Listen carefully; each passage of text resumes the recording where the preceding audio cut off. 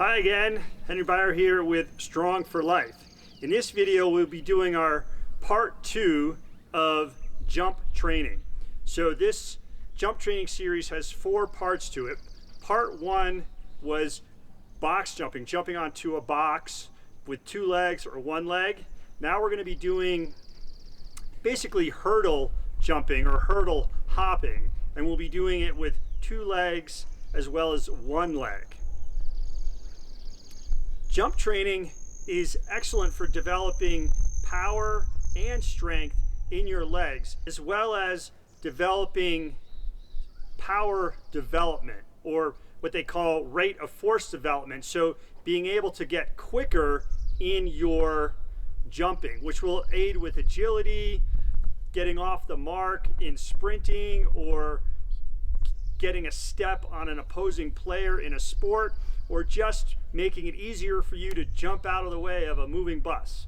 Whatever it is, jump training should be an integral part of your training program. So just to review quickly, in our part 1 of jump training, we did box jumping, 2-legged box jumping, and then we did 1-legged box jumping, both forward and lateral. And we're going to do the same thing here, but instead of jumping on a box, we're going to be jumping over some logs here. We're going to be doing 2-legged over the log and 1-legged over the log, both forward and lateral. And then our final jump exercise is basically a lateral bound, except now we're going to be doing it in 45-degree angles instead of going just left and right. So let me demonstrate here with 2 legs.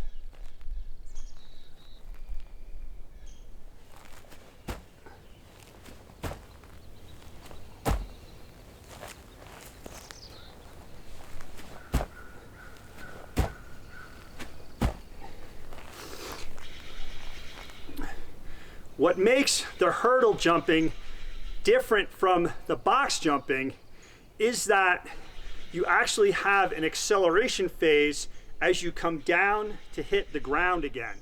When you're jumping up on the box, all you're doing is you're landing up on the box without being pulled down to the ground with gravity. So this hurdle jumping just takes your jump training to just 1 notch up.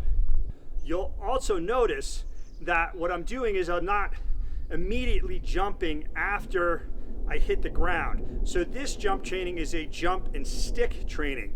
The next step up is linking the jumps over the hurdles without stopping. And it's that non-stop movement that helps your muscles to respond quicker, which essentially is developing what they call your rate of force development, or how quickly you can get to maximum power. So let me show that to you again.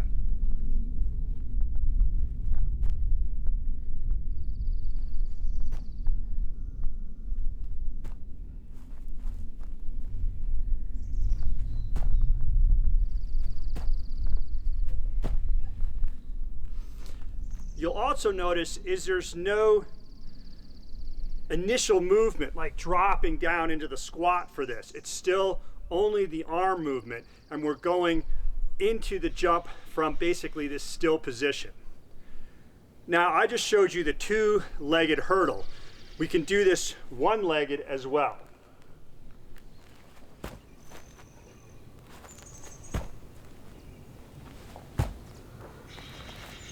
We'll switch legs going back.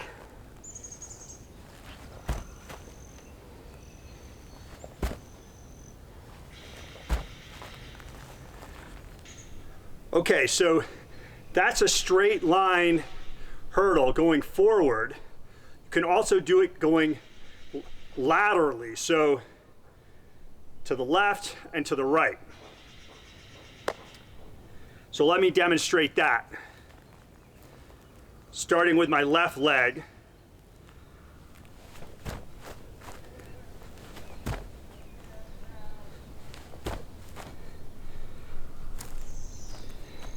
And now we'll go back. Lost my balance there.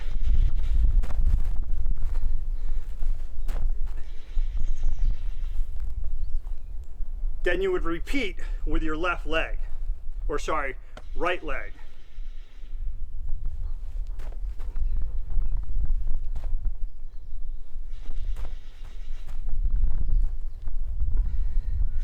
And now going back. Whoa.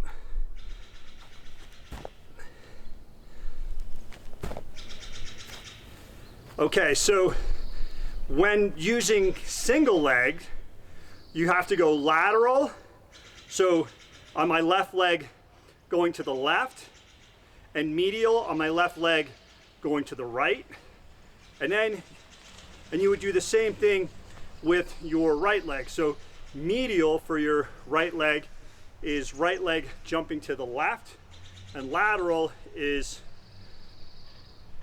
excuse me, to catch my breath for a second, and lateral for your right leg is going to the right. Now you might be wondering about the height of the hurdles. For this single leg hurdle, you're going to want to have something that's pretty low. Like these logs are maybe 6 inches, and that's probably about as high as I'd want them right now.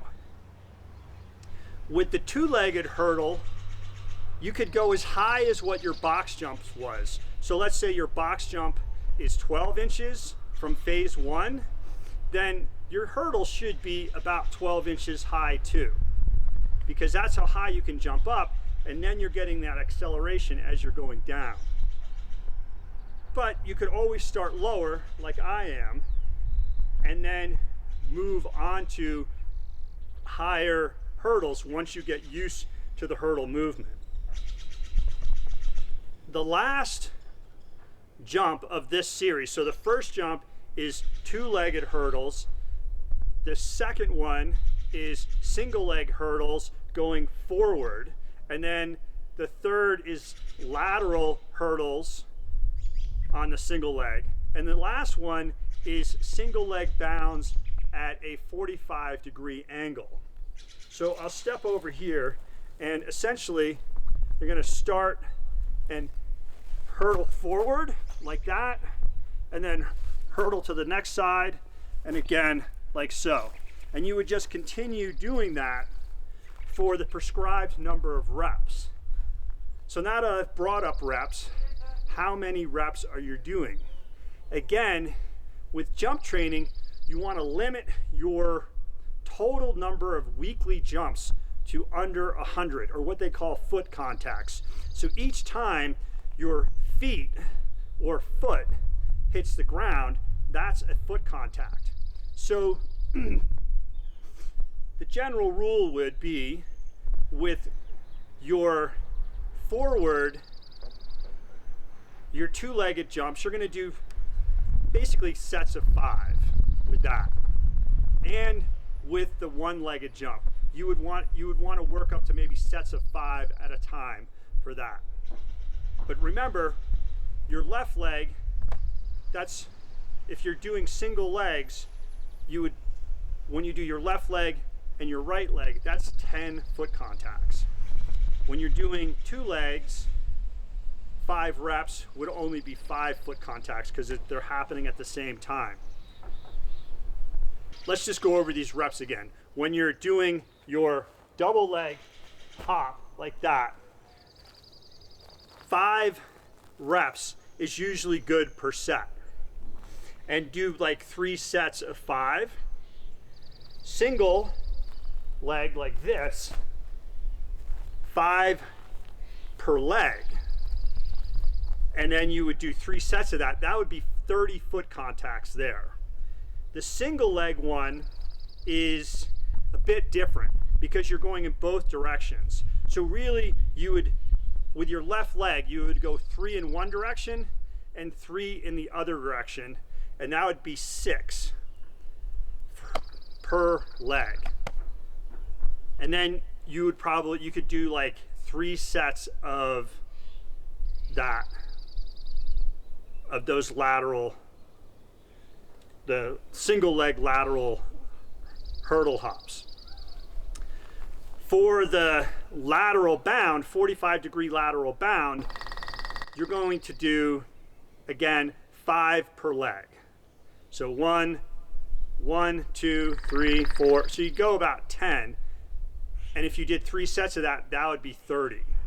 The way you would include this into your week is maybe one day you do your 2-legged hops and your single leg lateral hops. And then on the second day of training, if you're only training them 2 days, the second day of training, you would do your single leg forward hops like this, right? And then you would do your lateral, your 45-degree lateral bound. And that way you have 2 days of training and you're training both of those. And if you set the reps and set the sets and reps correctly, then you can get to about 50 foot strikes on each day. That would be the way to set up the program for that. And that's basically it for the second phase of jump training. The difference between phase 1 and phase 2 is that you are now having an acceleration phase from the apex of your jump back down to the ground. And this creates more force that your legs have to absorb upon contact. That will increase your strength and then get you ready for working on power in phases 3 and 4. So that's about it for our second phase of jump training.